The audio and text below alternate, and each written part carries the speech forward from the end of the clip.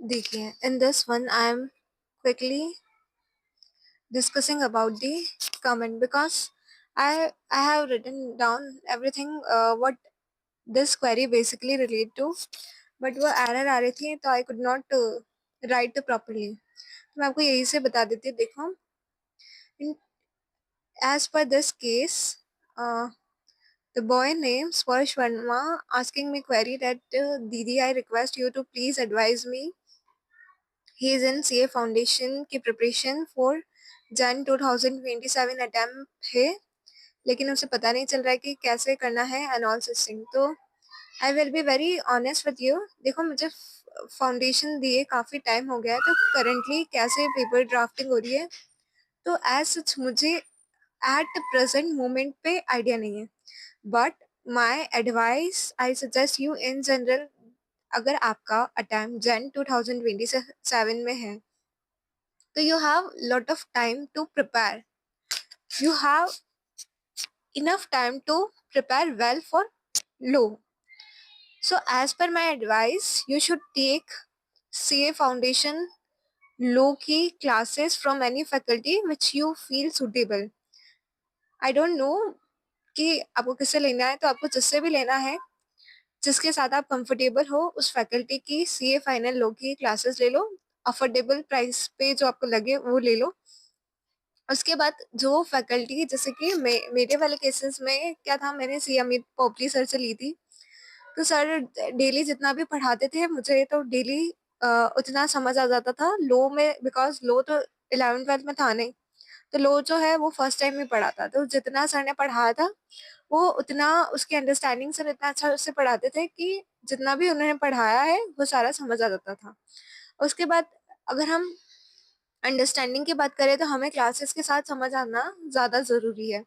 उसके बाद learning point of view, तो लर्निंग में उनके नोट्स होते हैं, तो हाँ, प्लीज़ इस टाइम पे, बिकॉज आप सीए फाउंडेशन में हो, आपके मतलब आपको नहीं पता कि प्रोफेशनल एग्जाम्स को कैसे डील करना है, तो don't make your own notes at this moment. At least in CA foundation try कि जो भी फैकल्टी के नोट्स हो उसे ही लर्न और रिकैप करो.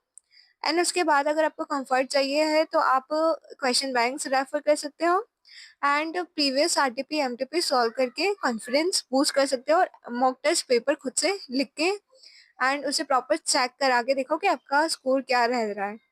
तो मतलब खुद से नोट्स बनाने की जगह उस टाइम को कहीं और ज़्यादा इन्वेस्ट करो, तो मेरे अकॉर्डिंग वो ज़्यादा फ्रूटफुल है. तो this is I am advising you in general. बाकी आपको जो भी सुटेबल हो, अगर आपको क्लास नहीं लेना है तो किसी के रिविजनरी वीडियो से रेफर करो, और अगर क्लास नहीं लोगे तो फिर उस केस में आपके पास इंस्टीट्यूट का मटेरियल तो ऑब्वियसली होगा. I am not denying the fact, institute के मटेरियल से आप क्वेश्चन रेफर कर सकते हो या कुछ प्रोविजंस जहां आपको डाउट है, बट उसके अलावा भी you must refer summary notes, because institute का मटेरियल एग्जाम से पहले पढ़ना थोड़ा सा डिफिकल्ट और चैलेंजिंग हो सकता है. In general I am advising you. करने वाले तो मॉड्यूल से भी करते हैं और कैसे भी कर सकते हैं, but I in general I am advising you, because वो जो लास्ट डे वाला बर्डन है उसको थोड़ा सा रिकैप करते हुए आज ही से हमें अपनी स्ट्रैटेजी को प्लान करना पड़ता है, क्योंकि ऐसा नहीं हो कि बाद में इतना टाइम चला गया and we are regretting on our decision.